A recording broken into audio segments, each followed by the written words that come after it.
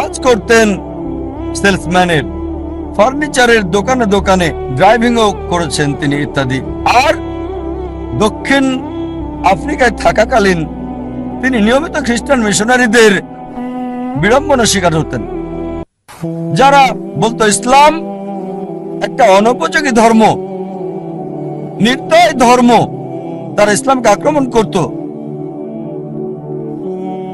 আর যেহেতু হ্যারাসমেন্টের শিকার, তার মনে একটা ইচ্ছা আসলো, ইসলামের বিরুদ্ধে সব অভিযোগের আমি উত্তর দিতে চাই সেই সব খ্রিস্টান মিশনারিদের। এই খ্রিস্টান মিশনারিদের ইসলামের বিরুদ্ধে বলার উপযুক্ত জবাব দিতে চাই। চিন্তা করেন, ষষ্ঠ শ্রেণী পর্যন্ত পড়া একজন মানুষ, তবে অবশ্যই আল্লাহর উপর ভরসা ছিল। তিনি চেষ্টা করেছেন। একটা বই তাকে বেশ নাড়া দিয়েছিল, ঘরের মধ্যে ময়লা জমে থাকা একটা বই। এই বইটা তাকে নাড়া দিয়েছে, যেটার নাম ইজহারুল হক, সত্যের প্রকাশ, লেখক মাওলানা রহমতুল্লাহ কিরানবী। আর ওই বইয়ে লক্ষ্যের নির্দেশনা পান, এভাবে শুরু করেছিলেন। আর 40 বছর ধরে সংগ্রাম করেছেন। তিনি চ্যালেঞ্জ করেছেন খ্রিস্টান ধর্মের রথী মহারথীদের। চিন্তা করেন, 6 পাস একজন মানুষ 40 বছর সংগ্রাম করেছেন, পৃথিবীর সেরা খ্রিস্টানদের সাথে চ্যালেঞ্জ করেছেন।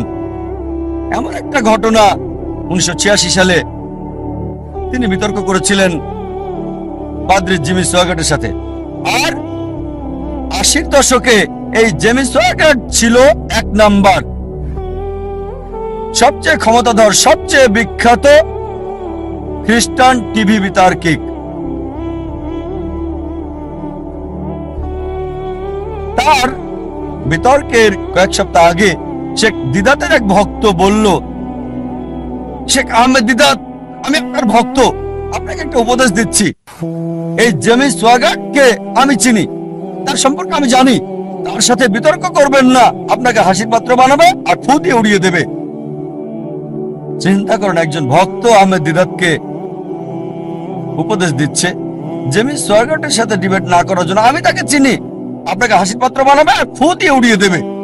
যে লোক সবচেয়ে বিখ্যাত টিভি ব্যক্তিত্ব, টেলিভিশনের মালিক, যার বাজেট ছিল দৈনিক $1 মিলিয়ন বেশি সুনাম অক্ষুণ্ণ রাখার জন্য, আমাদের শেখ আহমেদ দিদাত, মাশাআল্লাহ, তার সাথে আল্লাহ ছিলেন।